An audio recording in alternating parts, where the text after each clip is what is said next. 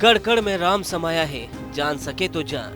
22 जनवरी को अयोध्या में राम मंदिर में प्रभु राम की मूर्ति की प्राण प्रतिष्ठा होनी है, जिसको लेकर भारत ही नहीं बल्कि विश्व भर में एक अलग ही उत्साह देखने को मिल रहा है। राजस्थान में भी भगवान श्री राम की प्राण प्रतिष्ठा का जश्न मनाया जा रहा है।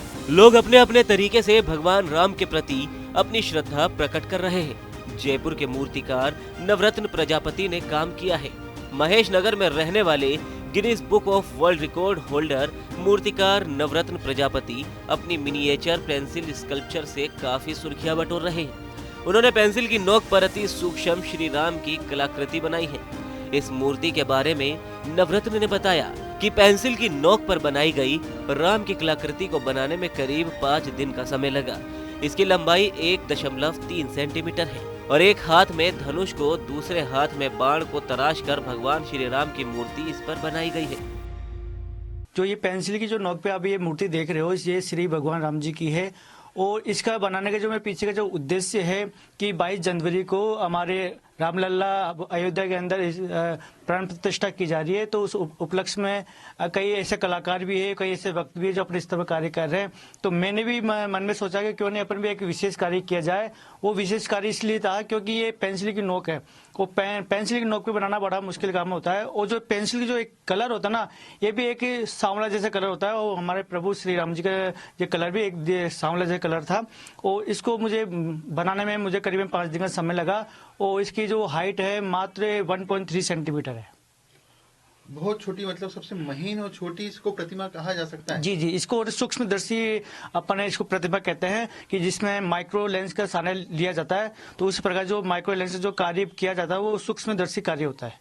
तो उसमें काफी मेहनत लगी होगी। जी जी बिल्कुल। इसके अंदर जब अपन जो कार्य करता है ना, तो मन की एकाग्रता, फिर ध्यान, और जैसे एक ध्यान रख के पूरा अपन कार्य करते हो, जैसे सांस को रोक कर कार्य किया जाता है। जैसे एक गलत शॉट पूरा मैदान से बाहर एक खिलाड़ी कर देता है, उसी प्रकार से एक गलत शॉट भी इसके अंदर ना आप मानो मूर्ति को पूरा टूट सकती है। तो एक भगवान की कृपा ये जो बिना टूटे मेरे से बनी है ये आपकी बात। अच्छा, आप प्रजापति जी, आपने जब भगवान श्री राम की ये प्रतिमा पेंसिल की नोक पे उकेरी, उस समय आपके ध्यान में, आपके मन में क्या विचार था? क्योंकि एकाग्रता होना बहुत जरूरी है, आपने कहा। और जब रामलला के जो मंदिर है जहाँ पर प्राण प्रतिष्ठा होगी, वहाँ की मूर्ति भी आ चुकी है जिसकी प्राण प्रतिष्ठा 22 तारीख को होगी, तो क्या उस मूर्ति का ध्यान रखकर आपने अपनी कल्पनाओं के आधार पर इसका निर्माण करा है, इसका सृजन किया है? नहीं, जी जी जी, मैंने कई मूर्ति बनने से पहले, अयोध्या में मूर्ति बनने से पहले अखबार में आई थी और न्यूज़पेपर में आई थी कि राम जी की छवि कैसे होनी चाहिए। बड़ी बड़ी आंखें, संग जैसे गला होना चाहिए, मुखड़ा भी सुंदर होना चाहिए, बाल बड़े घुंघरू वाले होने चाहिए।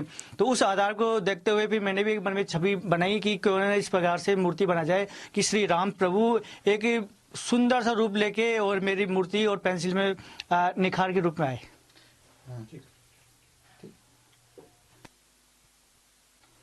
आपने पेंसिल में भगवान श्री राम की जो प्रतिमा है उसको उकेरा है, काफी बारीक काम है ये।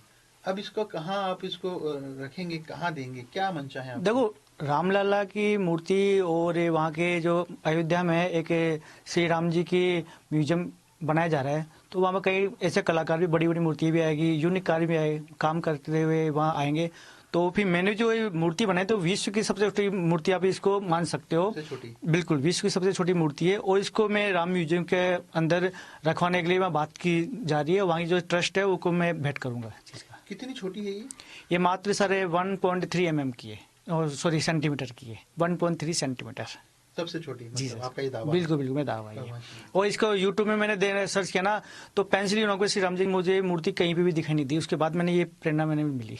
मतलब अपने आप में यूनिक है। जी जी। अयोध्या में 22 जनवरी को राम मंदिर की प्राण प्रतिष्ठा की जाएगी। कहा जा रहा है कि 550 सालों के बाद राम मंदिर में रामलला विराजेंगे। अयोध्या में रामलला प्राण प्रतिष्ठा कार्यक्रम की तैयारी पूरी हो चुकी है। प्राण प्रतिष्ठा से पहले राम मंदिर की भव्यता दिखाई दे रही है। फूलों से सजा हुआ मंदिर और भी ज्यादा खूबसूरत लग रहा है। मंदिर का एक एक कोना फूलों से सजाया गया है। मंदिर का गर्भगृह इसका मुख्य आकर्षण का केंद्र है। यहीं से भगवान रामलला भक्तों को दर्शन देंगे। राम मंदिर को थाईलैंड और अर्जेंटीना से लाए गए मनमोहक विदेशी फूलों से सजाया गया है। अंदर और बाहर सजावट के लिए शानदार लाइटिंग भी की गई है। भगवान राम की मूर्ति से पहले भी नवरत्न प्रजापति अपनी कलाकारी से कई रिकॉर्ड बना चुके हैं। नवरत्न प्रजापति जयपुर के महेश नगर में रहते हैं।